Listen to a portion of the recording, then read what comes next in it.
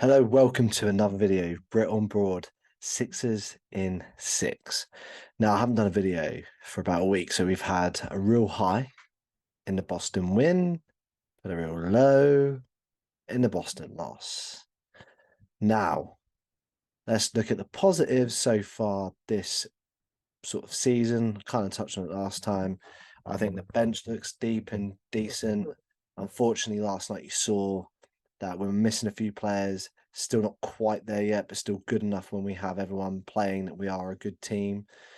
It was unfortunate the Celtics lost last night, hurt because they had players missing, and you expected more from Embiid in particular, who was a bit of a letdown last night, if I'm honest. And you could argue Maxey as well, but Maxey will get more assists if he has players that are open more.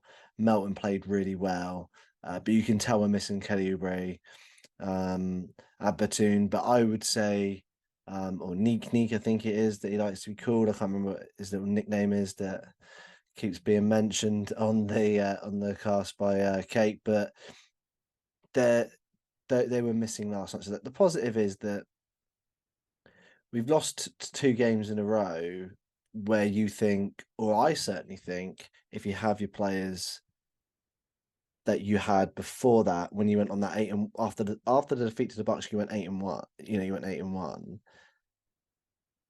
But do you go into that Boston game and go, do you think we can win this game again and go two games up against them? You do. You feel confident, especially when you see the teams that was available for the Celtics.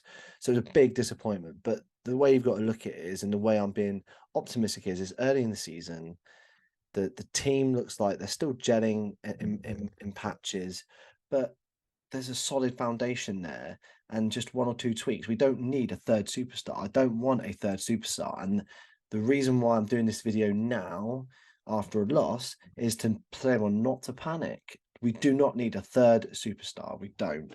We need another player like Harris, but obviously not on Harris's sort of contract. We need a player that will give you 12 to 15 points as a starter, knowing that they're going to be the third choice, potentially fourth if Harris keeps up his play. And then some nights even be fifth choice if Melton's coming off the bench doing what he does, or Kelly. So you need to have a solid starter, probably someone that's going to be elite defensively potentially, but with a good enough sort of scoring to them to make them feasible as a wing defender. So maybe a sort of slightly better version of Robert Covington would be fine. And I can't really think on the top of my head right now that what that sort of player would be. We're being linked, or people wanting Levine and people like that, but I think they'll take the ball out of Maxey's hand too much. So I would like someone that would potentially be willing to be a third to fourth choice most nights, and I don't know if that would be Levine, to be honest with you. And I don't want to mix that chemistry up. So we don't want to get too upset with ourselves. It was disappointing. It's always There's always a disappointing loss at some point in the season, right? The Eagles, I've got my Kelly Green on underneath. Uh, That Jets game was just, but look at it now, like it was a disappointing day, but we bounce back and we get from it. Phillies had plenty of these, six had plenty of these last season, and I know the sixth season didn't really end particularly well, and the Phillies kind of ended in a disappointment. But the Phillies, even when they got to the World Series, had a few. When they played Chicago, was it Chicago on the World Series one, just before they went on a run to make it in as a wild card?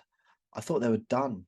I thought they were done. I was like, we're done. I think it was the Chicago Cubs we played, and then we went on this massive run after that. So it does happen. You have these disappointing, things, and Celtics just seem to be, or Al Horford just seems to be our nemesis. There's always a player that's your nemesis or a team that's your nemesis. Washington to us in the Eagles, if you're an Eagles fan, and the Celtics with in Al Horford in in basketball, and it's just so frustrating. And I'd say it was the Marlins in baseball, but we've it's kind of been a bit more even last year or so. But still, there's always that bogey team that just really winds you up as a team that just doesn't. there's no rationale behind losing to them, but you just do, and they're your bogey team, and that is our sort of banana slip up team, and that is the Celtics when Al Horford plays. I'm sure if they had all their stars playing and Al Horford wasn't, we'd probably win. It's that sort of random thing. And I hate to say it, I really do.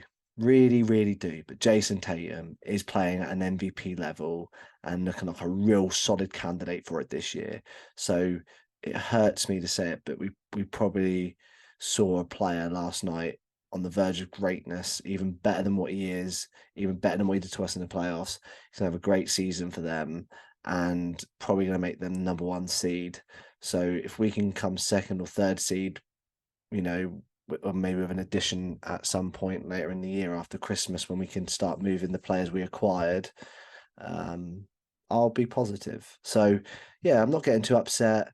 The in-season tournament, I've enjoyed it so far, to be honest with you. I've enjoyed the sort of potential outcome of it. I've mentioned it on my other podcast with my friend Glenn with the English. So if you haven't seen that, please go and give that a little watch. I'll put it in the comments below.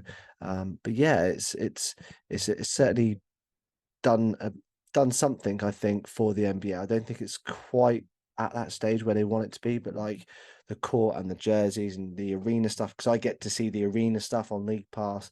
Looks like they're hyping fans up, trying to get competitiveness into those games a bit more than what would probably already been there.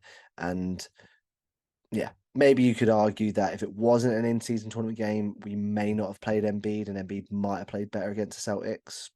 You don't know, because now the back-to-back's going to come up and be questionable. And I listened to 97.5 this morning. That came up quite a bit, and yeah, it's one of those things. But we'll see. I don't think we need to rest Embiid every back-to-back, but I do think we will see that more than likely once the in-season tournament stuff's kind of calmed down, because I think we're playing for that right now, because we want to make history, be the first team to win the in-season tournament.